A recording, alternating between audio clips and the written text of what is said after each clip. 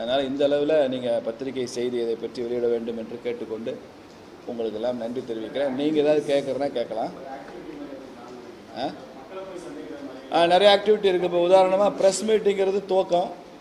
இதுக்கப்புறமா மாவட்ட அளவில் ஒரு ப்ரொஃபஷ்னல்ஸ் மீட் இருக்குது, இன்டலெக்சுவல்ஸ் மீட்.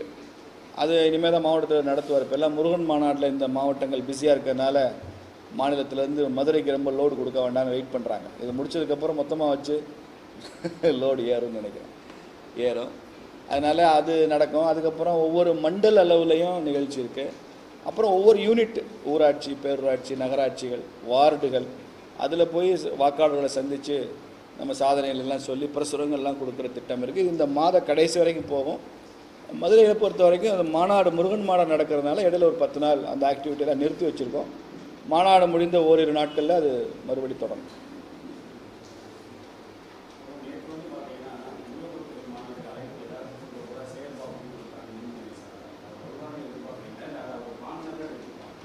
சேகர்பாபு வருவார்னு எனக்கு தோணலை, வருவார்னு எதிர்பார்க்கல.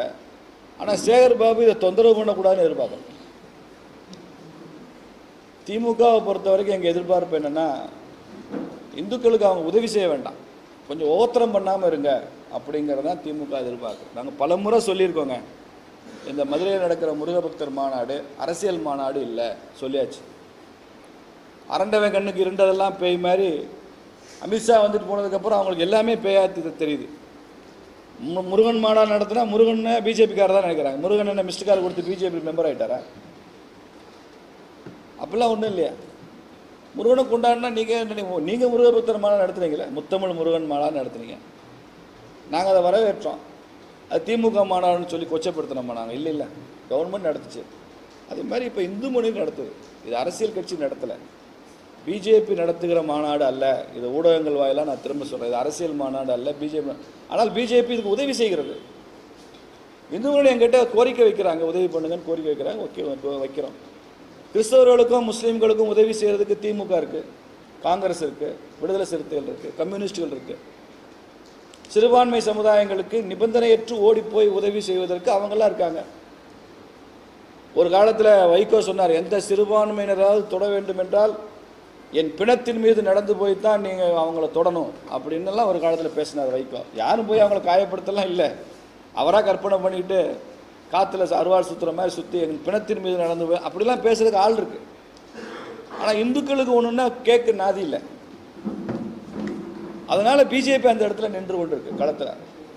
மற்ற கட்சிகள் இந்த மாநாட்டில் கலந்துக்கிட்டா பிஜேபி இவ்வளோ ஆர்வம் காட்டி கலந்துக்க வேண்டிய அவசியம் இல்லை. புரியுதா உங்களுக்கு?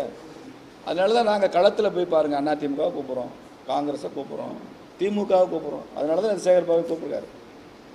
ஆனால் திமுக தொடர்ந்து இதுக்கு எதிராக தான் இருக்குது.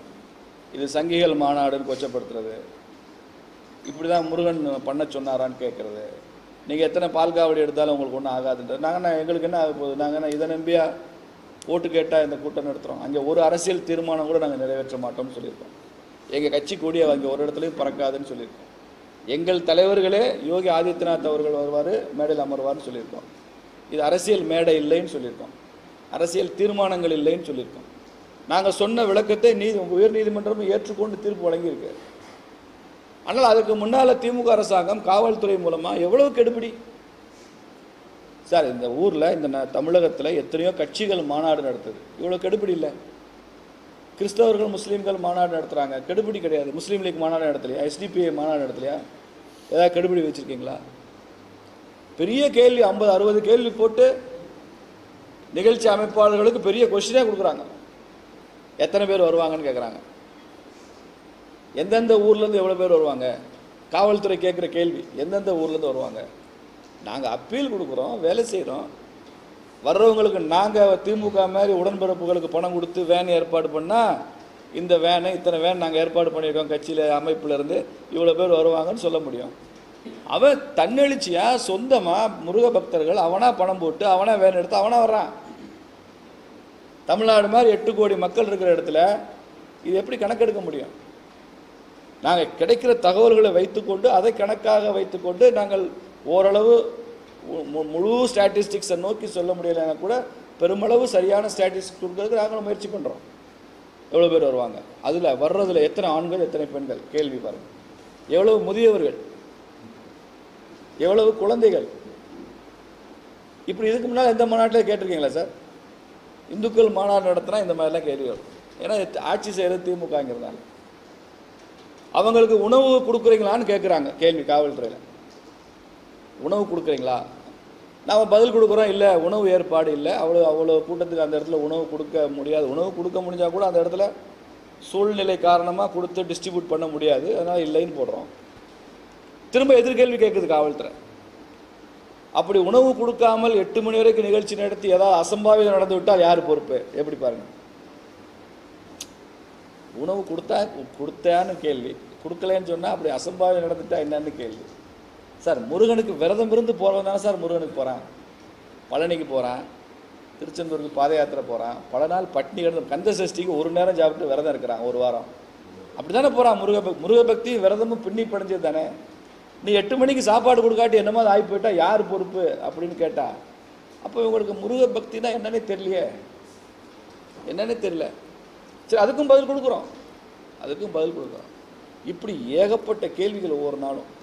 இதெல்லாம் எதை காமிக்குதுன்னா, காவல்துறைக்கே திமுக அரசோ இந்த மாநாடு சிறப்பாக நடக்க வேண்டும் என்ற அக்கறையில் இந்த கேள்வியெல்லாம் கேட்டிருந்தா அது நியாயம். ஆனால் இந்த கேள்விகள்லாம் இதை எப்படியாவது டிஸ்டர்ப் பண்ணணுன்ற நோக்கத்தில் கேட்கிற மாதிரி தான் நாங்கள் நினைக்கிறோம். அதனால தான் நீதிமன்றத்துக்கு போனோம். நீதிமன்றம் எங்களுக்கு ஆதரவாக தான் தீர்ப்பளிச்சிருக்கு. முதல்ல இந்த அறுபடை வீடுகள் கண்காட்சியை நடத்தக்கூடாதுன்னு சொன்னாங்க அரசாங்கத்திலேருந்து. ஆனால் நீதிமன்றம் அறுபடை வீடு கண்காட்சி நடத்தலாம். அதுக்கு எத்தனை வக்கீல் உள்ளே வந்து இம்ப்ளீட் ஆகுறாங்க தெரியுமா உங்களுக்கு? அரசுக்கும் இந்த மனுதாரருக்கும் தான் வழக்கு. உள்ளே வந்து இம்ப்ளீட் ஆகுறாங்க நிறைய பேர். அதில் ஒரு பெரிய கம்யூனிஸ்ட் வக்கீல் இந்த அறுபடை வீடுகள் கண்காட்சி நடத்துறது ஆகம விதிகளுக்கு எதிரானதுன்றார். அந்த வக்கீல் பேரெல்லாம் சொன்னால் நீங்கள் ஆச்சரியப்பட்டுருவீங்க. அவருக்கு ஆகமத்துக்கு என்ன சம்பந்தம்? ஆகம விதிகளுக்கு எதிரானதான். புரியுதா? 108 வைணவ திருத்தலங்களுக்கு கண்காட்சி நடக்குது, 12 ஜோதிர்லிங்களுக்கு கண்காட்சி நடக்குது நாடு முழுக்க. அது ஊர்வலமே போகுது. இந்த மக்கள் இவ்வளோ வந்தால் என்ன செய்வீங்க, இதுக்கு என்ன செய்வீங்க? உத்தரப்பிரதேசத்தில் கும்பமேளா நடந்துச்சே, எங்கள் முதலமைச்சர் யோகி ஆதித்யநாத் அவர்கள் ஒரு கேள்வி கூட கேட்கலையே. கும்பமேளா நடந்த அத்தனை நாட்கள்லையும் 55 கோடி மக்கள் வந்து கலந்தாங்க. உலகமெல்லாம் வந்து கலந்துருக்காங்களே. ஒரு நாளில் மாத்திரம் அதிகபட்சமாக 40 லட்சம் 50 லட்சம் பேர் கலந்துருக்காங்களே ஒரு சின்ன டவுனில். அது கங்கையில் வந்து நீராடுறாங்க, தங்குறாங்க, சாப்பிட்றாங்க, நாள் முழுக்க அங்கே இருக்காங்க.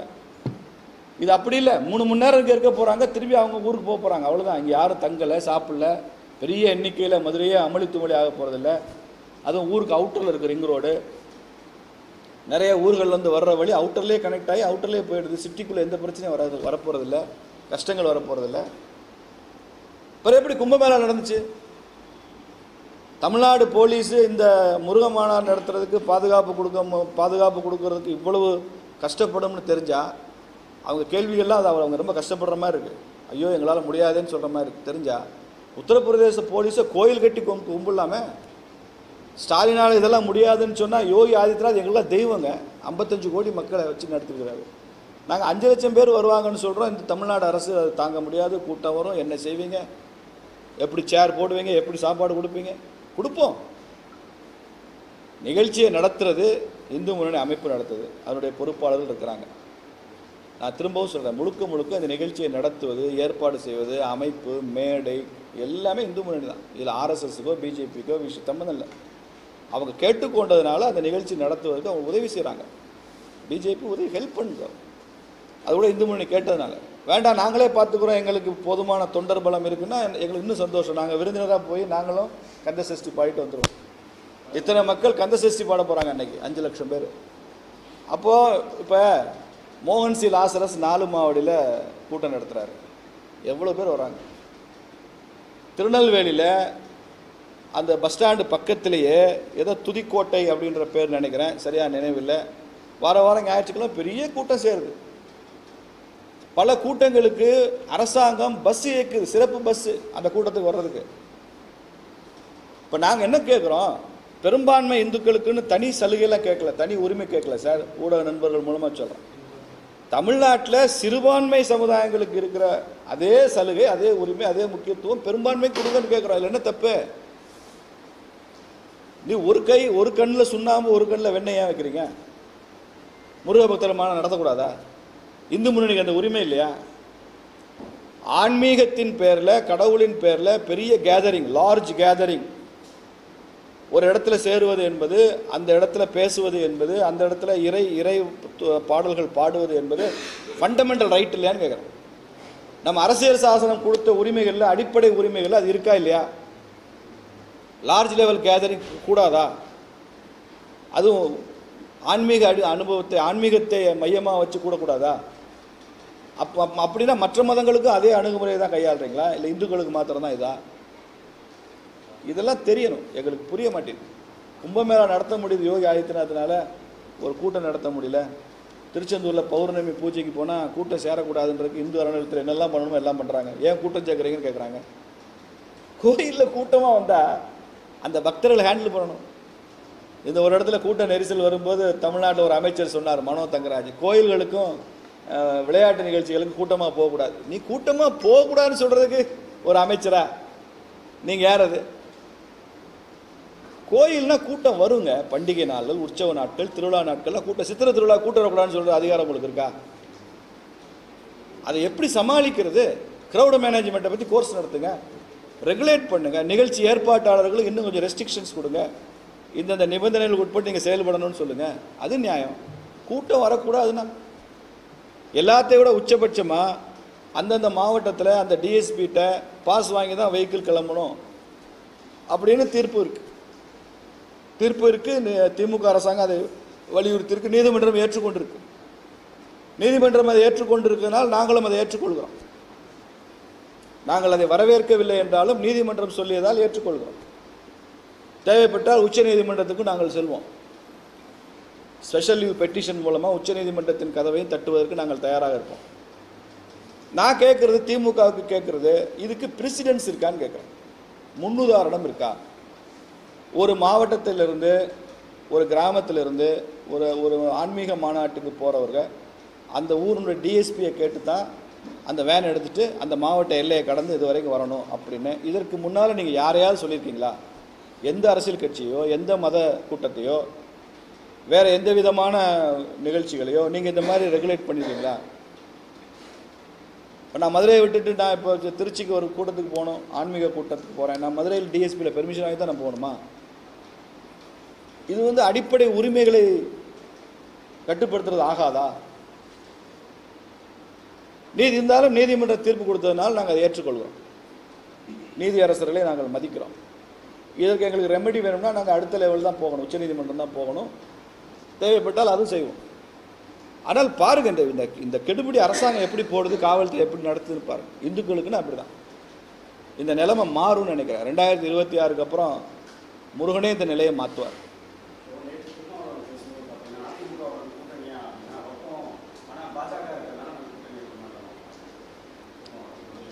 திருமாவளவன் வர வர இப்போ கமலஹாசன் மாதிரி பேச ஆரம்பிச்சிட்டார். முன்னால் திருமாவளவன் தெளிவாக பேசிட்டு தான் இருந்தார். இப்போ கமல் அவங்க கூட்டணியில் சேர்ந்ததுலேருந்து இப்போ கமலஹாசன் மாதிரி பேசுகிறார். புரிய மாட்டேங்குது. திமுக கூட்டணி விட்டு திருமாவளவன் வெளியில் வருவாரா வரமாட்டாரா? அதிமுக கூட்டணி சேருவாரா சேர மாட்டாரா? அப்படி தெளிவாக நீங்கள் கேளுங்க. இந்த கமலஹாசன் கூட சேர்ந்த சகவாச தோஷம் அப்படி ஆயிடுச்சு. யாருக்கு? மதுரையை நோக்கி என்னன்னு எல்லாரும் மாதிரி தான் வராங்க. திமுக பொதுக்குழு மதுரை நடத்துறாரு, அவங்களும் மாதிரி தான் வராங்க. திருமாவளவன் அண்ணன் மதுரை தான் வர்றாரு. எல்லாரும் மதுரை ஒரு அட்ராக்ஷனாக இருக்கு. சேகர் பாபு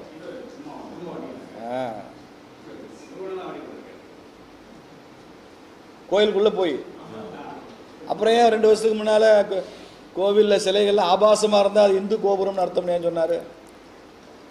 திருப்பரங்குன்றம் வந்து முருகப்பெருமான் கோயிலுக்குள்ளே போய் தரிசனம் பண்ண அண்ணன் திருமாவர்களை நான் வரவேற்கிறேன், பாராட்டுறேன். அவர் அப்படி செய்யணும்னு தான் நான் விரும்புகிறேன். சந்தோஷம் எனக்கு. ஆனால் அவருக்கு ஒரு கேள்வி, ரொம்ப தூரத்துலேருந்து பாருங்கள், ஆபாசமான சிலைகள் இருந்தால் அது இந்து கோயில் அர்த்தம்னு சொல்லி ஒரு கூட்டத்தில் கைதட்டல் வாங்கிட்டு போனார்ல, அதையே பண்ணணும். அப்புறம் இன்றைக்கே வந்து அந்த பாவத்துக்கு பரிகாரம் தேடணும். அப்படி பண்ணக்கூடாது. யாருடைய மத உணர்வை புண்படுத்தாதீங்கன்னு கேட்டு. இந்துக்கள்னாலே எல்லாருக்கும் கிண்டல் பண்ணுறது, கேள்வி பண்ணுறது. ஏன்னா ஹிந்துவாக ரியாக்ட் பண்ண மாட்டான். ஹிந்துவாக ரியாக்ட் பண்ணாதனால அவன் எல்லாத்தையுமே அஹிம்சோ பரமோ தர்ம எல்லாத்தையும் அனுமதிச்சுட்டு போயிடுவான். அவன் வேறு மாதிரி ரியாக்ட் பண்ணுவான் எதிர்காலத்தில்.